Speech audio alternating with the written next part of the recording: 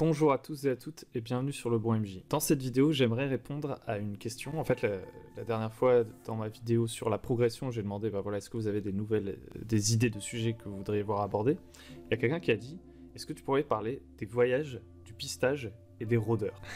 Et je trouvais que c'était assez marrant. Et c'est un angle que j'ai jamais pris dans une vidéo, donc ça va être un peu nouveau. Je vais vous proposer une vidéo d'idées que je trouve cool en tant que maître du jeu à mettre en place s'il y a un rôdeur dans votre groupe. Donc c'est assez particulier parce que déjà par rapport à d'habitude on parle plus de mes goûts, on parle plus d'idées et en plus on est sur un sujet assez précis, mais je pense que ça peut être intéressant de faire des vidéos comme ça. Donc qu'est-ce qui peut être cool pour un rôdeur, pour jouer le voyage, le pistage, pour jouer un rôdeur globalement? Je pense personnellement qu'un joueur qui joue un rôdeur, il doit se faire l'image d'un mec assez débrouillard, d'un mec qui a des connaissances que les gens de la ville n'ont pas, et qui du coup va vachement aider le groupe justement pour les voyages. De mes souvenirs, très souvent, il y a un petit problème autour du voyage. Déjà, il n'y a pas beaucoup de jeux qui mécanisent le voyage. Très généralement, c'est assez vague. Il peut y avoir beaucoup d'ellipses pour les voyages, ce qui est très très bien. Et souvent, il y a une certaine forme de linéarité potentiellement, parce que quand on prépare des trucs en tant que MJ, on peut souvent avoir un peu une idée de scénario. Et du coup, en fait, il faut que les joueurs puissent passer par certains endroits si on veut réussir à jouer notre scénario tel qu'on l'a préparé. Par opposition avec le jeu en open world, c'est-à-dire des jeux où le MJ prépare pas grand-chose. Enfin, si, au contraire, il prépare quand même pas mal de choses.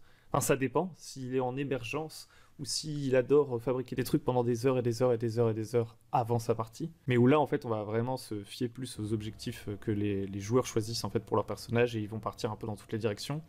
Et là effectivement on joue un peu plus le voyage potentiellement, on va plus jouer avec des tables aléatoires, il va peut-être plus y avoir des mécaniques de survie et tout, où le rôdeur va un petit peu plus briller. Donc en vrai, déjà la question de qu'est-ce qui est cool quand on joue un rôdeur, il y a des réponses très très variées. Moi je vais vous donner des idées perso qui partent du postulat que je sais que mon joueur veut jouer un rôdeur. On joue pas nécessairement en open world.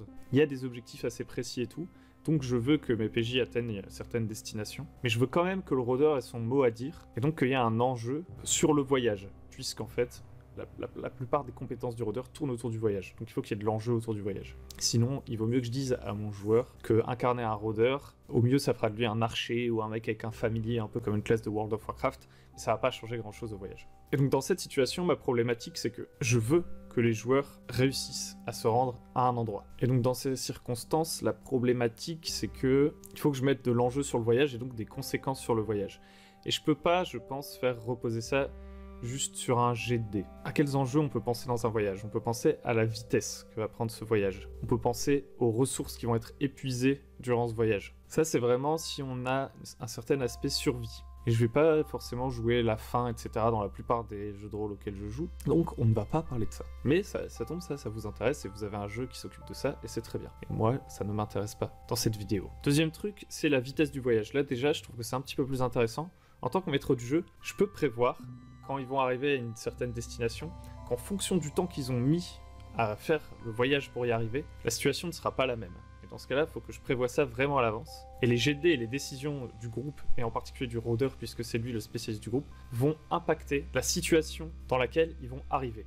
Mettons qu'ils doivent se rendre dans une ville alors qu'elle est assiégée. Si le rôdeur prend toutes les bonnes décisions et réussit tous ses jets de dés, ils vont réussir à arriver à la ville, peut-être, avant qu'elle ne soit assiégée en fait. Sinon, ils vont arriver, la ville sera assiégée et là il va falloir s'infiltrer dans la ville en évitant l'attention des assaillants. Et si vraiment ils se sont foirés, la ville sera peut-être détruite. Ou en tout cas la bataille aura déjà commencé. Et il y aura des conséquences impactantes. Et du coup, pour savoir le temps que ça va prendre et tout, je peux jouer ça au jet de dés. Parce que ces jets de dés ne vont pas complètement me bloquer. C'est-à-dire ça va pas être un jet de dés pour savoir est-ce que j'arrive à arriver en ville? Oui, non. Parce que non, dans tous les cas, je veux qu'ils arrivent en ville. Donc ces jets de dés vont savoir combien de temps prend le voyage. Donc est-ce que j'arrive à faire traverser mon groupe rapidement la forêt du bois tordu, qui est a priori inextricable, mais qui s'avère être un raccourci? Et là, je vais jeter les dés. Donc tout l'enjeu, ça va être ça va être les rencontres aléatoires qui pourraient nous ralentir, ce genre de truc. Et pour que ce soit cool aussi, le voyage, je pense que je donnerai des choix au rôdeur. Et là, ça touche un peu plus aux connaissances du rôdeur, au feeling que j'ai envie qu'il ait. Pour moi, un rôdeur, c'est un mec qui est quand même assez basé sur la survie dans une région spécifique. Et du coup, je vais essayer de préparer pour lui des informations sur la région qu'il va connaître et que je vais lui donner. Et je vais le mettre en avant, le mettre en lumière, faire briller son personnage dans les moments où il va falloir prendre des décisions pendant les voyages. C'est lui qui aura le dernier mot. Si je vois que ça traîne, les conversations de groupe, je dirai à mes joueurs, dans tous les cas, celui qui a le dernier mot, c'est le rôdeur parce que c'est le spécialiste du groupe. Il faut qu'il brille. Sauf si les joueurs, évidemment, ont consenti avant à ce qu'il y ait une hiérarchie particulière dans leur groupe et tout. Mais s'ils sont tous... C'est une sorte de relation horizontale.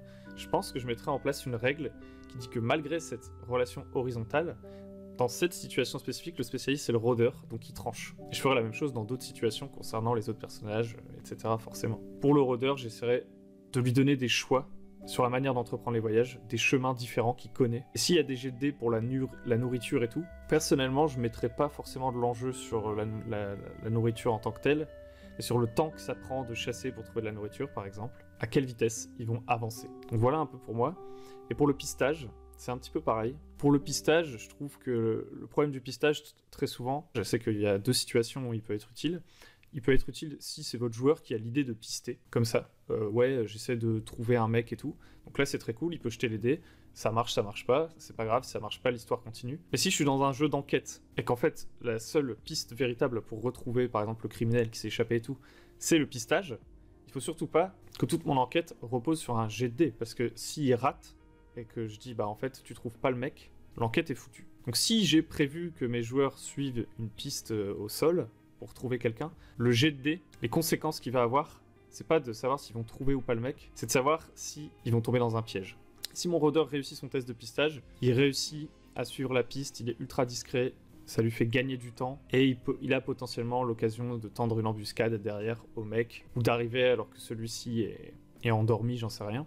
Alors que s'il échoue au test de pistage, soit il va galérer, ça va lui faire perdre du temps, mais il va quand même y arriver au final, soit il va y arriver au final, mais le mec aura compris qu'il était pris, le mec qui poursuivait aura compris qu'il était pris en filature et aura préparé son coup, préparé l'arrivée des PJ. Ça peut paraître incohérent, parce que en réalité, les conséquences d'un test de pistage, ça devrait pas être de savoir si le mec que vous poursuivez sait que vous le suivez ou non. Ça devrait être une compétence genre filature ou j'en sais rien. Mais en fait, pour ce genre de GD de pistage, je pense qu'il est important de fall forward.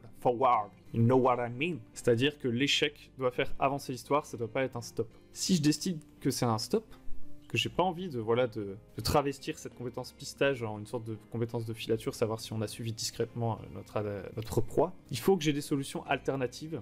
Et il faut que ces solutions alternatives, soit il y en ait une qui ne repose absolument pas sur un jet de dés, pour que je puisse vraiment réussir l'enquête, ou alors que toutes les pistes que je peux suivre demandent un jet de dés, mais que la dernière n'en demande pas, quel que soit l'ordre dans lequel on fait. Imaginons, il y a 4 moyens de trouver le criminel. Aux 3 premiers moyens de trouver le criminel, j'ai échoué à mes jets de dés. Le 4e, je ne ferai pas lancer les dés, il marchera forcément.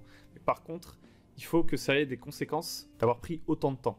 En fait, une des clés pour les conséquences, une des clés principales et qui est capitale dans une histoire, c'est le temps qui passe, je pense. Donc voilà, c'était ma réflexion. J'espère que vous avez réussi à me suivre. Dites-moi si vous avez trouvé cette vidéo sympathique. C'était, voilà, j'ai essayé de répondre à une question qui était assez floue. Et donc du coup, peut-être que ma réponse est un petit peu floue aussi. Et c'est des idées que je trouve cool pour interpréter un rôdeur et jouer les voyages et la traque. Si cette vidéo vous a plu, n'hésitez pas à liker, à vous abonner, à mettre la petite cloche et tout. Et surtout, n'hésitez pas à poser vos questions en commentaire, enfin à proposer des sujets et tout. Je dis pas que je ferai tous ces sujets, mais ça peut me donner des idées, etc. Et moi, je trouve que ça peut être marrant comme ça d'essayer de se poser sur un objet un peu flou, genre le rôdeur. Lâcher des idées comme ça. Vous me direz ce que vous en pensez. N'hésitez pas non plus à rejoindre le Discord et à télécharger nos guides, à rejoindre la Gazette. C'est tout pour moi. Merci de m'avoir écouté. Je vous dis à tous et à toutes à très bientôt sur Le Bon MJ.